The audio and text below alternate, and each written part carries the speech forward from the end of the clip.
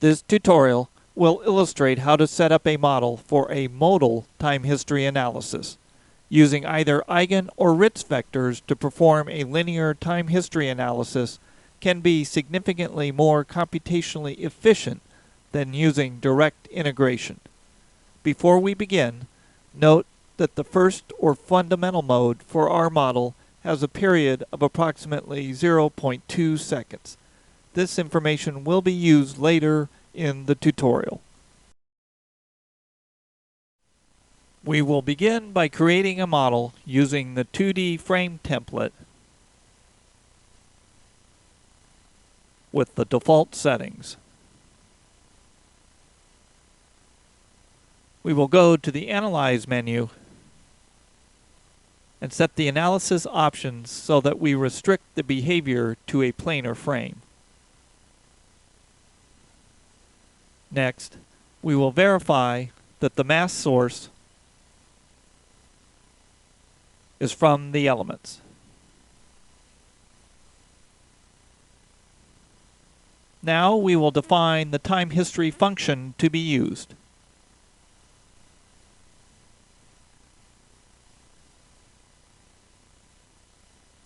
We have many options to choose from, including using a record from a file. But for this particular model, we will use a sine function, which we will name thsine.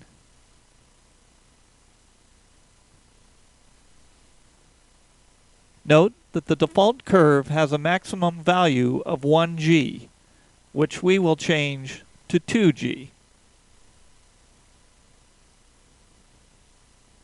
with a period of 1 second. We will leave the number of steps per cycle at 20, which gives us a sampling rate of 0.05 seconds. We will use a total of 5 cycles for our loading, and 5 cycles at a period of 1 second gives a duration of 5 seconds. We can move the cursor over the graph to obtain the coordinates at any point.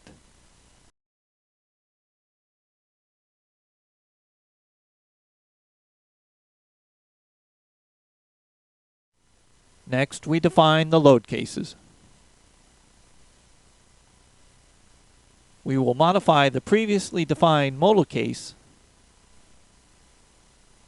to use Ritz vectors, which typically capture more response when compared with the same number of eigenvectors. Since we are only interested in the x-direction behavior, we will set the maximum number of modes to 2. With Ritz vectors, it is important to specify an applied load that is appropriate as the starting load vector.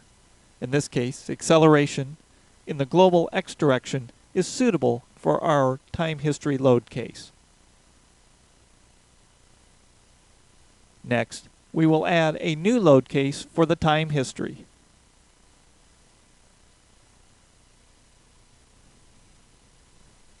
Switch to time history for the load case type, and we will do a linear modal analysis with a transient function.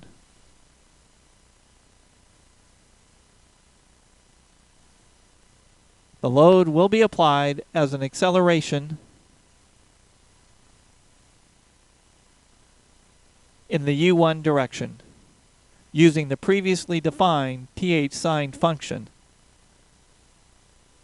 with a scale factor of 386.4 to convert from g units to inch units.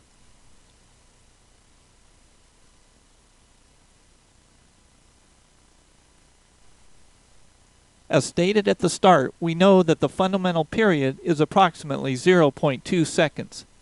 For this example, we will use an output time step 1/10 that, or 0.02 seconds. With modal time histories, a finer time step here does not significantly affect the accuracy of the analysis. It simply provides more detail in the output.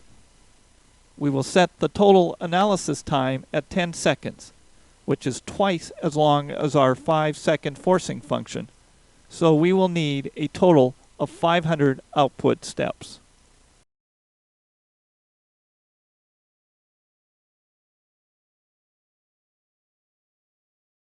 Now we are ready to run the analysis, which we will do with both the modal and time history cases. We will set the dead load case to do not run as it is not needed.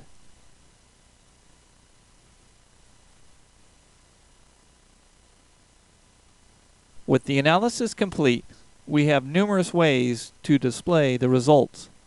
We can display the member forces,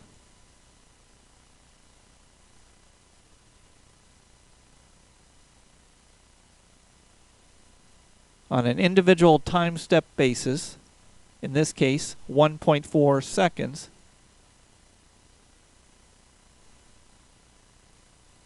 and then easily toggled to any other time step.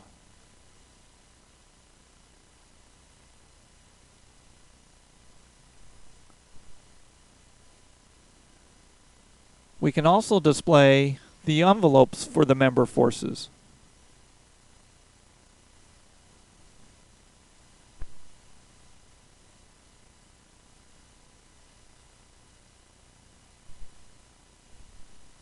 We have the same type of options for viewing the deformed shapes.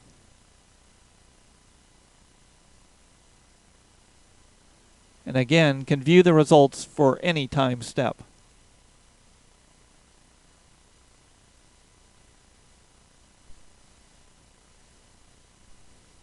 As with any other analysis, we may also view the results in a tabular format. In this example, we will select joint displacements,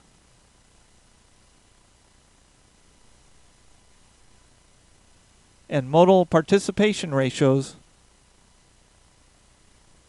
for just the time history load case.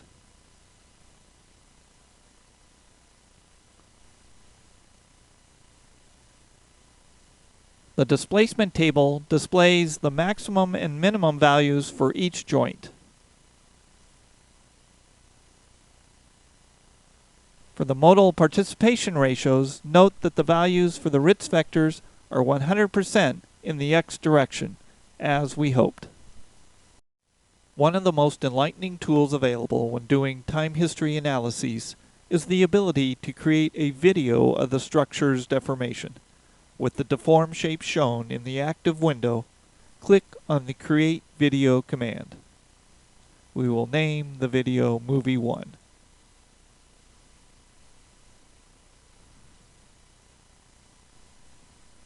We want the analysis results for the time history case, and we will limit the movie to 5 seconds, the duration of our forcing function, with a magnification factor of 5.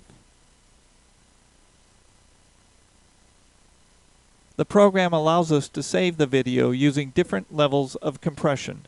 First, we will use the full frames option, which is uncompressed. This will create the largest file. The saved movie file looks like this, with a size of just over 54 megabytes. Next, we will repeat the movie creation process.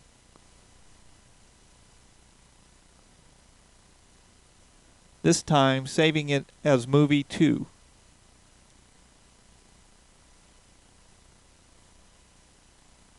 All other settings remain the same. However, this time we will save it using the Microsoft Video 1 compression with a compression quality set to 75. Although the movie looks similar, the size is considerably smaller, just over 2 megabytes.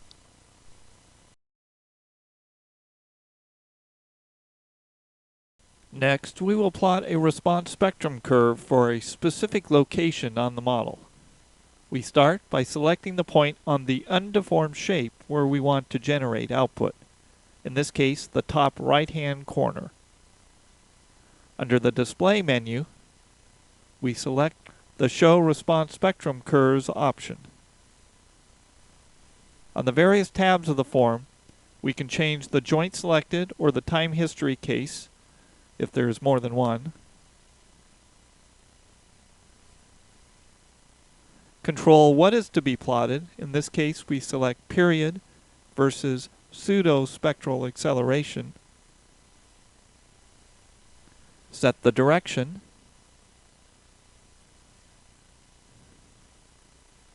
And the damping values for the curves, up to a maximum of 6. Here we will delete a few.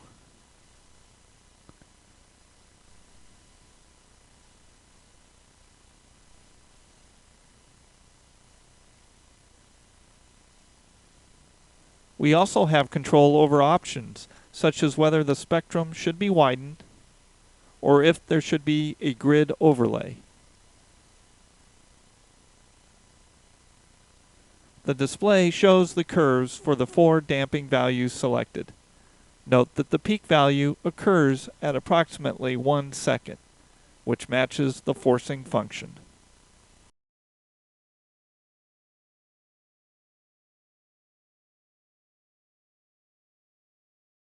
Next, we will display time history traces for the same selected joint.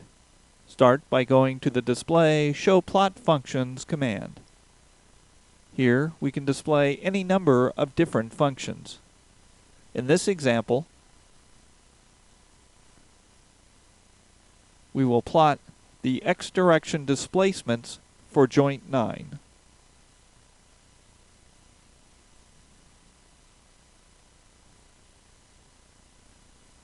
The displacements will be plotted on the vertical axis, and we will plot them against time on the horizontal axis, although you have other choices here as well.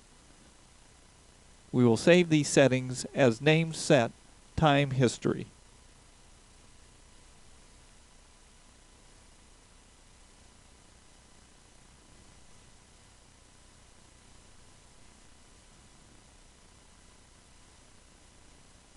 This graph shows the x displacement versus time for joint 9.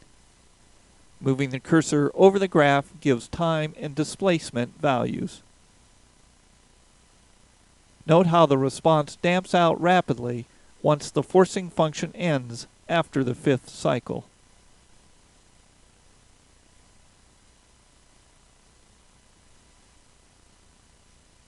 Now we will display the deformed shape for the time history case once again,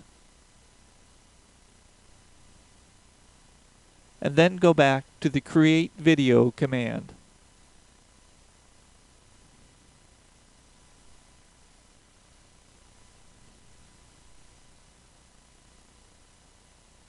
This will be movie 3.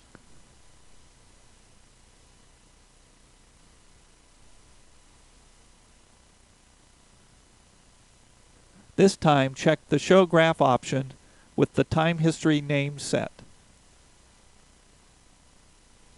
And then set the end time to 10 and click OK.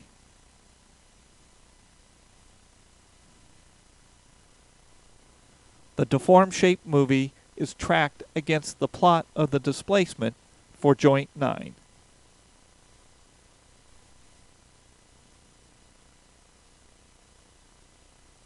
This concludes this tutorial on modal time history analysis.